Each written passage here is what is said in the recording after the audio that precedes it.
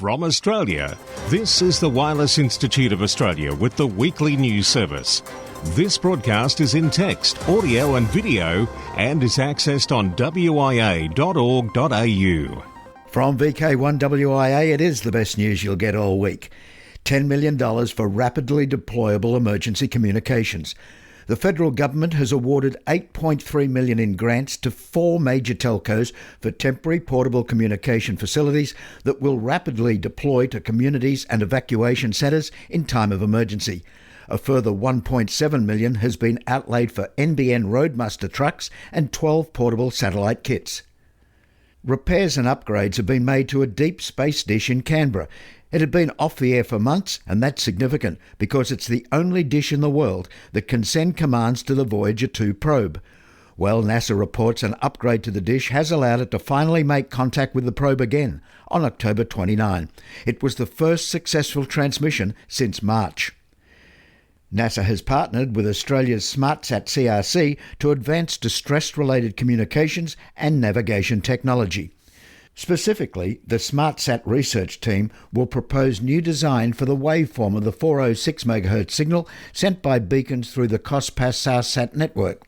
These new designs will further modernise second-generation beacons, taking advantage of encoding techniques not available when the network was developed in the 1970s.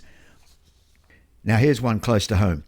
Disinformation is damaging communities around the world, and we as the ham community are not exempt from disinformation as we've witnessed these past years. Now via ACMA we learn an industry code of practice for disinformation public consultation has opened. Digi has drafted the code on behalf of digital platforms here in Australia and is seeking submission from interested parties by Tuesday, November 24. The government has asked the ACMA to oversee the development of the code and report to government on the code and platform's performance against it by June 2021. No, you haven't tuned the ether stirrer.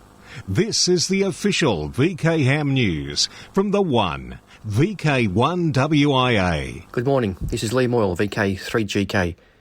Late last week, the WIA board was privileged to participate in a presentation from past WIA Director Peter Young, VK3MV, on the wrap-up of the IARU meetings he had been attending via online conference over the last few weeks. These meetings were with IARU Region 1 and 2, with participation from many other representative member societies. Peter gave a brief overview of the history of the IARU and its role in spectrum governance. What was highlighted was the importance member societies like the WIA have with their contribution to the IARU in keeping commercial users at bay from taking up precious HF and VHF-UHF amateur radio allocations from us either directly or by slowly encroaching into our bands. Peter briefed us on the Region 3 Directors Meeting, the IARU Administrative Council meeting, the Region 1 Virtual General Conference and the Region 2 Executive Committee meeting. A serious commitment by Peter, given the time zone differences and usually in our very early mornings for hours at a time. Many thanks must go to the significant contributions by our Region 3 IARU representatives Grant Willis, VK5GR, and Peter Young, VK3MV, for their initiative and push for global harmonisation of the amateur band's digital segments. So much work these guys and other volunteers contribute behind the scenes for the benefit of all amateur radio community, not just in Australia but globally. The WIA is the IARU recognised national peak body in Australia. The WIA represents all amateur radio operators in Australia, investing resources at these conventions for our general overall benefit. One of the highlights from the discussions was the importance of EMCOM, emergency communications, and having an EMCOM infrastructure in place in time of natural disasters. This was highlighted nearly a year ago now with the bushfires last year and now the upcoming bushfire season this summer. We need a harmonised emergency system with Australia-wide training at all levels of support. Currently, WISN is the emergency communications provider. Radio amateurs have a long and proud history of providing communications to alleviate suffering in the wake of natural disasters, with only a low-power HF transceiver, an automobile battery, a piece of wire for an antenna. A skilled operator can establish communication from almost any location.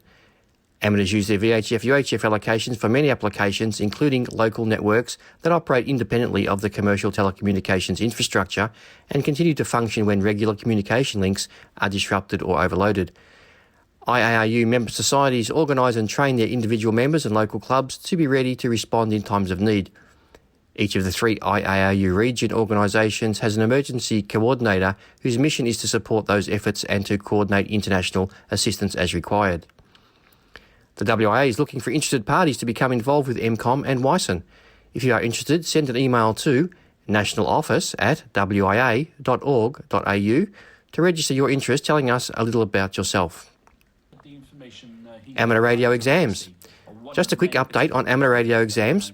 Currently, the AMC require an approved COVID plan to conduct any face-to-face exams and only from approved premises, which excludes personal homes. The online remote exam offerings via Skype still seem to be extremely popular from a convenience perspective, and as a Level 3 assessor, I find it extremely efficient giving access to candidates located anywhere with generous time flexibility. Still, the most popular option is the foundation licence, with about 75% of my candidates opting for that licence class.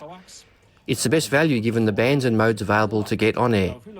From a basic operational point of view, you get similar to standard band privileges, HF access, all modes, no WARC or 20 metres, but also access to 270 and or with 10 watts RF output. If you have an interest or know someone who does, then either book directly with AMC or register at www.vea.org.au and an assessor will book and arrange your AMC exam for you, whether it's for foundation, standard or advanced exams. Purchase the Foundation Manual from the WIA website, study it and then utilise the free WIA Foundation Trial Exam Portal to practice your exams on. It's located on the WIA website. Your success and confidence is improved significantly after attempting several of the trial exams available. Your study efforts will be well rewarded. That's all from me. 7-3s from Lee, VK1WIA, WIA Vice President. Among all of the COVID-19 news that has been circulating, it is generally accepted that it is highly unlikely that we will have a common vaccine delivered widely until mid-late 2021. This will be too late for the WIA AGM and conference, which has been proposed for May 1st and 2nd of 2021 in Hobart, Tasmania. Accordingly, the board of the WIA has adopted a recommendation by the Hobart Conference Organising Committee to cancel the 2021 conference and AGM in Hobart. It's most unfortunate, as I personally was very much looking forward to visiting Tasmania and spending a few days looking around some of the Tasmanian whisky and gin distilleries. The WIA will still plan to hold its annual general meeting on Saturday the 1st of May 2021, but the exact details and methodology will need to be worked through. Many members have commented on the successful use of technology for the last AGM. I agree, it was very successful, and a 2021 AGM may well incorporate such technology again. I will have more news over the next few months. This has been WIA Secretary Peter, VK8ZZ, for the WIA National News. This is Roger Harrison, VK2ZRH, Editor-in-Chief of Amateur Radio Magazine. The print run of issue number 5 rolled off the press on Wednesday last, on time, as scheduled. If you subscribe to the print copy of AR Magazine, keep an eye out for it in your letterbox real soon now. For members who take the digital edition, watch your email inbox for a notification from the WIA that you can download your copy from the website. During a recent Publications Committee meeting, we discussed themed issues for the magazine. Perhaps the last issue, number 4, could rightly be recognised as the portable issue, laden as it was with the pleasures of portable play. Back to Pubcom's discussion. The first topic that sprang to the collective mind of the committee was antennas. And what use is an antenna without a feed line? Accordingly, we present another themed issue on antennas and feed lines.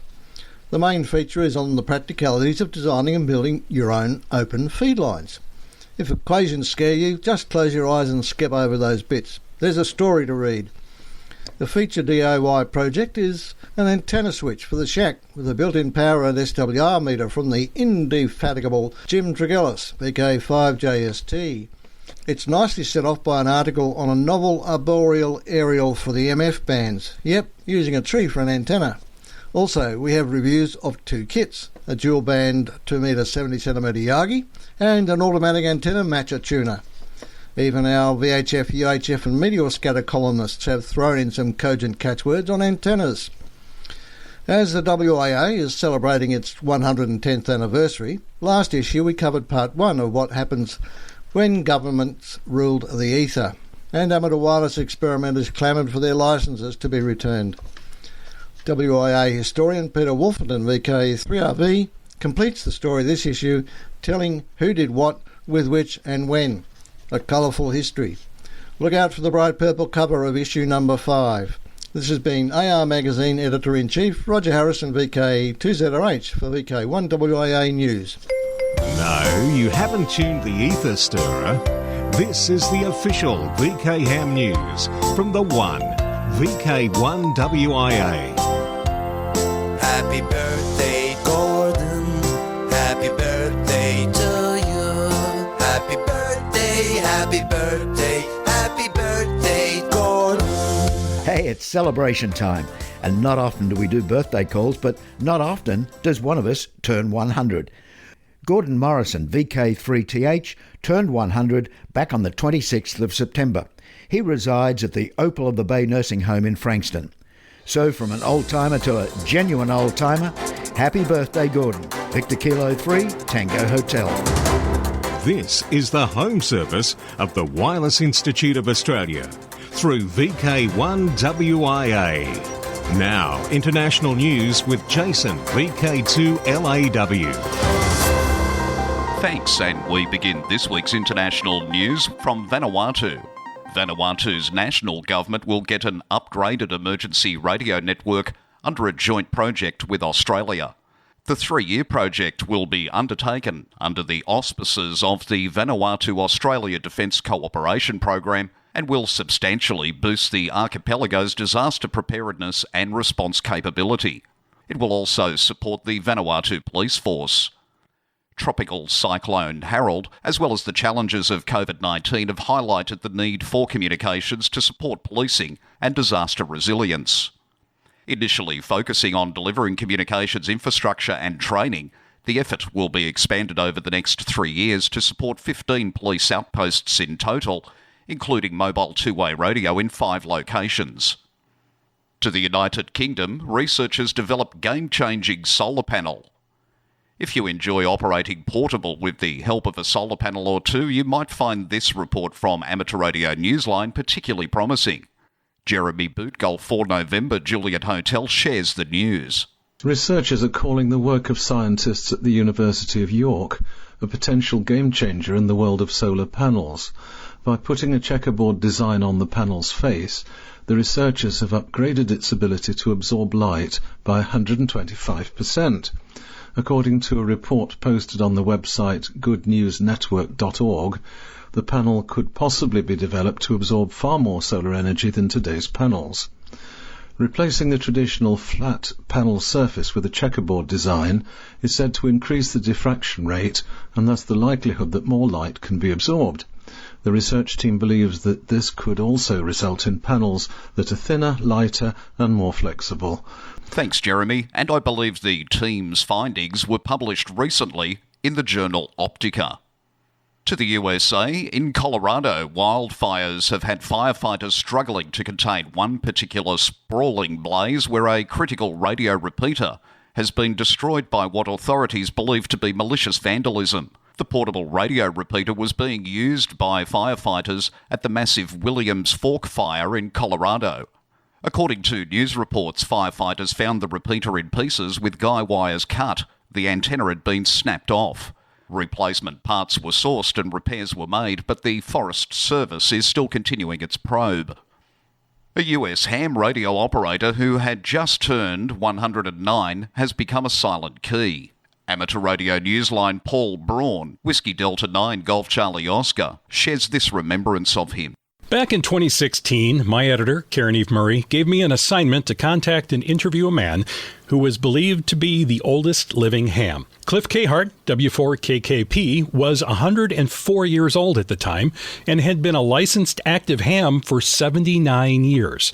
He was an absolute delight to talk to, bright, sharp, still active on the air. As Newsline went to production on Thursday, October 29th, we learned that Cliff had become a silent key on October 26th, just a few days past his 109th birthday. Our condolences to his family and all who knew him. After our Newsline report ran, we posted an extended version of my interview with Cliff on our website as an extra. You can listen by following the link in the text version of this newscast. WB4KKP has gone QRT one last time. Thanks, Paul. And that story of a true old-timer prompts me to join with WIA news editor Graham in congratulating an Aussie old-timer, Gordon Morrison, VK3 Tango Hotel, who turned 100 years old back in September. Amateur Radio Day. Amateur radio operators in the United States may be getting their own national holiday thanks to Congresswoman Debbie Lesko, who has introduced a resolution to declare April 18, 2021 as National Amateur Radio Operators Day, recognising ham radio as a means for teaching, for communicating, and for spurring the development of new innovations. The Congresswoman presented the measure just days after attending a virtual event hosted by the Sun City Grand Hams based in Surprise, Arizona. Why the 18th of April? The date is timed to coincide with the anniversary of the founding of the International Amateur Radio Union. For VK1WIA National News in Sydney, I'm Jason, VK2LAW. Now, operational news with Felix, VK4FUQ. Hello there. 2020.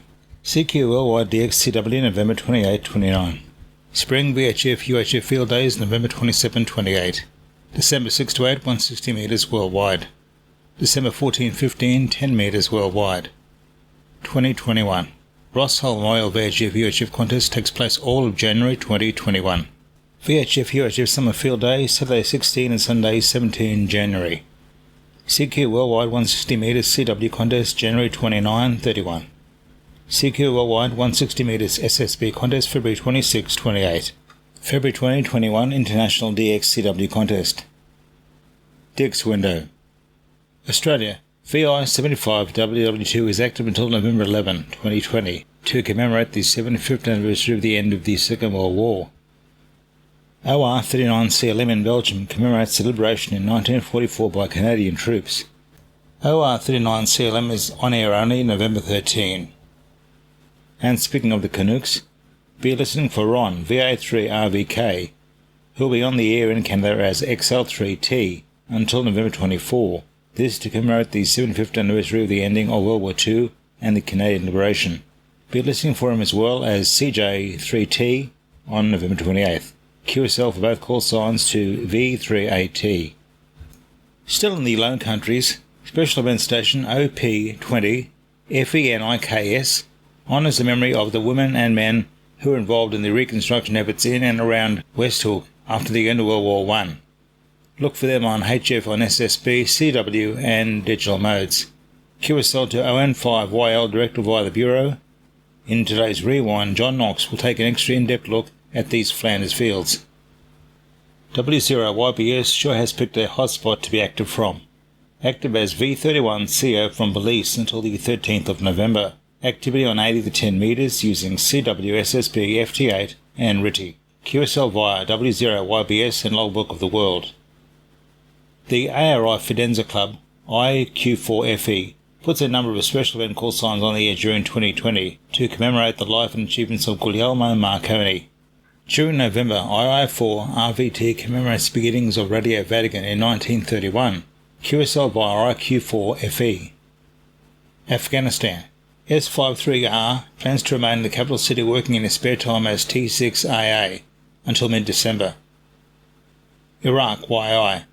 Giorgio IU5HWS has been stationed in Iraq with the Italian army since September and expects to remain there until around 20th of January. The Iraqi Amateur Radio Society has authorised him to be active as YI9/IU5HWS until his requested call sign YI9WS is granted by the National Communications and Media Commission. Net advice. The Snowy Mountains Amateur Radio Club would like to advise all amateurs of an increasingly popular weekly net that is gaining in popularity in the New South Wales far south coast and Monaro region. Every Sunday evening, Peter, VK2DIE hosts a Dinky Die Australian Culture Net during which contributors, as well as Peter himself, recite poetry from some of our great Australian bush poets, as well as the sharing of some yarns, jokes, clean plays, and anecdotes, all with an Australian theme.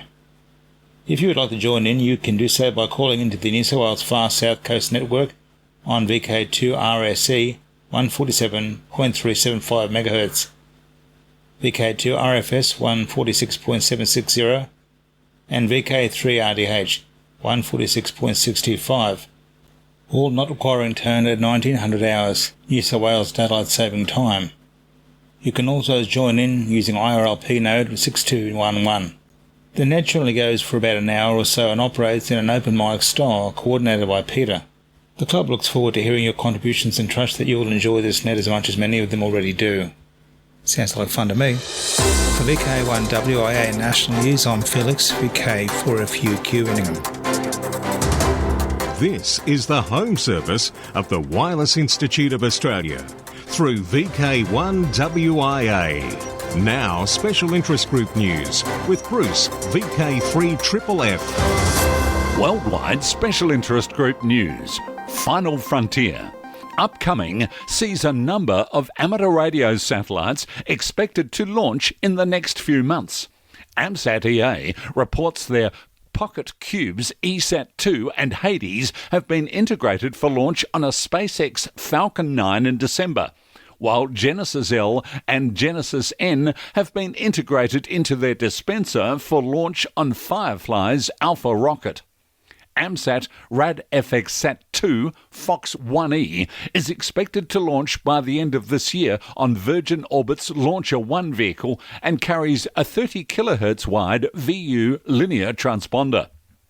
The Tevel mission is a series of 8 Israeli CubeSats carrying FM transponders and expect launch aboard a SpaceX Falcon 9 in December.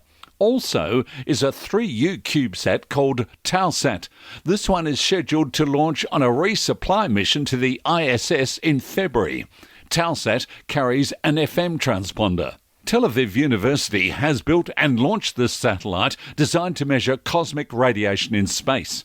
The nano-satellite, called Talsat-1, was devised, developed, assembled and tested at the new Nano-Satellite Centre, an interdisciplinary endeavour of the Faculties of Engineering and Exact Sciences and the Porter School of the Environment and Earth Sciences. Its dimensions are roughly 10 centimetres by 10 centimetres by 30 centimetres, the size of a shoebox, and it weighs less than 2.5 kilograms. The satellite will collect data using antennas and transmit them for analysis to the Tau station, which is built on top of the university's engineering building. The satellite will also serve as a space relay for amateur radio stations around the world. Worldwide Special Interest Groups, Internet, the Ham's Domain. Yahoo Groups closing soon. Just a reminder for listeners who use or who have subscribed to any Yahoo group that December 15th, groups.yahoo.com or Yahoo Groups and its list service will shut down. Many amateurs are still using Yahoo Groups. Worldwide Special Interest Groups, Rescue Radio. The Executive Committee has appointed Dr. Carlos A. Santamaria, CO2JC, as the new R2 Emergency Coordinator. They made the appointment after a call to all member societies for candidates after the recent retirement of Dr. Cesar Pio Santos, HR2P, after 12 years of service. CO2JC has extensive experience serving as Federación de Radio Aficionados de Cuba coordinator of the National Emergency Network, both in exercises and communications during activations in the event of hurricanes and even earthquakes, maintaining contact with the coordinators of other Caribbean countries to protect emergency frequencies. He also advises the Cuban headquarters of the United Nations Organization on Emergency Communications during disasters. Special Interest Groups, RAW, Rotarians of Amateur Radio. Members of the Rotary International Fellowship are currently operating but about to go QRT as GB0RPP to promote World Polio Day and raise awareness of the Polio Plus organisation. All QSOs will be confirmed automatically with a Bureau QSL. Cards are managed by G3LUW and G3SZF. Worldwide special interest groups, YOTA. December is YOTA Month 2020. During the entire month of December, many youngsters will be active with YOTA as suffix in their call sign. The idea for this is to show the amateur radio hobby to youth and to encourage youngsters to be active on the ham radio waves. Give a demonstration in a school or local club, gather together with your friends, grab a pie and make some QSOs, or enjoy a great pile-up. Let's all show this great hobby to the world. Feel free to make a QSO with the youngsters. They are happy to get some attention and exchange information. Licensed and unlicensed youth will be making QSOs. Be aware this could be their first radio contact ever, so please give them a chance to experience a possible new hobby. Word in from the RSGB that GB20 YOTA is going to be their station, so listen up. As we come into the studio today, word had been received on special YOTA activities here in Region 3. Hi, I am Lee Moyle, VK3GK. If you have an interest to help out with YOTA, Youth on the Air, then let the WIA know of your interest. WIA Director Oscar, VK3TX, is looking for volunteers to help revitalise an important aspect of amateur radio to youth, establishing STEM programs and introducing new people to experiencing contesting, ARDF and other technical and competitive aspects of our fascinating hobby. This year's YOTA conference in Thailand unfortunately was cancelled due to COVID, but we expect it will be on again next year. Keep a lookout for some exciting announcements from the WIA with respect to youth participation in next year's YOTA conference. Email nationaloffice@wia.org.au to register your interest. VK1WIA. In Flanders fields the poppies blow, between the crosses, row on row, that mark our place, and in the sky the larks still bravely singing fly, scarce heard amid the guns below. Rewind. And today we rewind to the 1920s and the reconstruction of Flanders Fields, commemorated this Armistice Month by special event station OP20 Phoenix, F-E-N-I-K-S. To bring Phoenix 2020, the great reconstruction after the First World War in the Westhoek in Belgium, to worldwide attention, the radio amateurs of the UBA sections from Gullegem and Ypres have joined forces for the month of November 2020 with the special event station OP20 Phoenix. After the First World War, the entire Westhoek in Belgium was in ruins. Recovery seemed almost impossible. 4 years of trench warfare left untold devastation for man and nature in its wake. The First World War had wiped dozens of towns and villages along the old front line clean off the map. Recovery seemed out of the question. Immediately after the armistice, the first inhabitants returned. People especially needed food. Children had to go back to school. Social life was restarted. And above all, the inhabitants made a home again from a heap of stones. In less than 10 years, the entire area rose like a phoenix from its ashes. Phoenix, or the post-First World War reconstruction, is an ode to the resilience of forgotten men and women who cleared rubble and rebuilt the country after the First World War. Our radio amateur station is located in the immediate vicinity of the Memorial of Hill 62, located in Zillebeek, Lipa. The special event station, OP20 Phoenix, will be heard on VHF and HF in SSB, in CW, as well as in some digi-modes. The HF station is at the Hill 62 Sanctuary Wood Museum. The VHF station finds its unique place a little further on in the grassy plain along the right side of the Memorial of Hill 62. Listen and or contact the station throughout November. OP20 Phoenix, F-E-N-I-K-S. I'm John Knox, VK4FJRK. Well, normally at this time we bring you the social scene. However, nothing new on the scene today. However, our updated official listing is on wia.org.au. And with that, it's farewell from me, Graham, VK4BB. Oh, and don't forget to remember, November 11. Remembrance Day. This has been the Wireless Institute of Australia with the weekly news service. This broadcast is in text, audio and video and is accessed on wia.org.au.